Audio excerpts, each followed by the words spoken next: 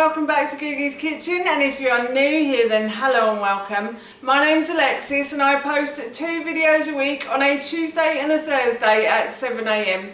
So if you love a recipe video like this one and you want to see more, then please don't forget to hit that subscribe button. And now I'm going to share with you how to make my delicious pesto potato cakes with bacon and egg. As I just mentioned, today I want to share with you how to make my delicious pesto potato cakes. Now this recipe is really easy to do, and I love pesto and pasta, but occasionally I like to change things up. And I decided one day to add this to my potato cakes that I was going to make for dinner, and the results were amazing. They were so yummy. My son and my husband loved them as well. So I thought we could have them for dinner this evening, and of course while I was making them I thought I'd share the recipe with you. So here is how to make my delicious pesto potato cakes. I've grabbed myself a large saucepan and I'm going to put this on a high heat, and I'm going to add water to the base of the pan now, and I'm going to bring the water to the boil, and I'll add a bit of salt and then I'll add my potatoes. But I'm just going to add the boiling water like so, and then I shall put a lid on and wait for this to come to the boil. So now I'm going to add my salt to the water, and I'm also going to add in the potatoes. Now I've got about 800 grams of potatoes. You can do a bit more if you want to, but I find 800 grams serves us perfectly. And I have peeled and chopped them into cubes, like 1-inch cubes, as you can see there. Now I'm going to pop these into the water, and I'm going to bring the water to the boil again, and then I'm going to leave these to simmer for about 10 minutes. Now you only need about 10 minutes because you don't want them to be too soft, because if they're too soft they won't form a nice potato cake. You need them a little bit harder, I have to say. So I'm just going to boil these, or bring them to the boil and leave them to simmer for about 10 minutes. So my pan is coming to the boil, so what I'm going to do is I'm just going to turn the heat down to a medium heat, and I'm going to put a wooden spoon on top of the potatoes.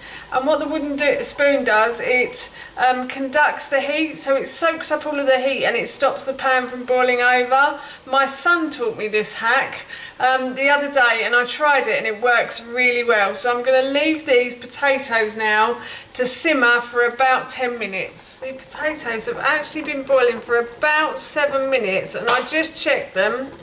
And you want them to be knife-full and not fork-full, and these are actually knife-full. Every time I try and pick one up, it falls off the knife. So these are perfect now. So what I'm going to do is I'm going to remove them from the heat and then drain them through a colander, and then I'm going to leave them to cool. So I've drained the potatoes through the colander and I've left them to cool completely, and I'm now going to put the cooked potatoes, back into my saucepan. And I'm going to add probably about 4 tablespoons of pesto. So big heaped tablespoons of pesto are going to go in here. And then what I'm going to do is I'm just going to mash, if I can find my potato masher, mash all of these ingredients together. So I'm just going to continue mashing the potato and the pesto together. Mash the potatoes and the pesto together until they are smoothish. And I just want to say that this is my homemade pesto, and the recipe for this I will link in the description box below for you. But I'm now going to make these into sort of burger shape. So I've done what I always do when I make my burgers. I've dampened my hands, and I'm going to divide the mixture into 4, and I'm just going to pick up a big piece of this now, and I'm just going to pat it down like I would with a burger until it forms like a potato cake shape, basically, if I don't flick it all over the place. And I'm just going to place that on the plate like so. I'm going to put a little dimple in it as well, just to see if it rises when I put it in the oven. So I'll show you that again. So I just grab a piece of the potato, or the mixture. And now what I'm going to do is I'm just going to pat it down until I form a burger shape, and then I will put it on the plate and I'll put a dimple in the middle. So I'm just going to continue until I've used up all of the potato. I'm going to put these into the fridge for a couple of hours. The reason I'm doing that is because the potato cakes will go nice and hard, and I'll put a baking tray into the oven while I preheat it. Then when I put the cold potato cakes onto the baking tray, hopefully the outside will become quite crunchy, or a lovely golden brown colour, and the inside will be quite fluffy. And the reason is because of the olive oil in there. The fat will help to cook them and make them really fluffy, hopefully, on the inside.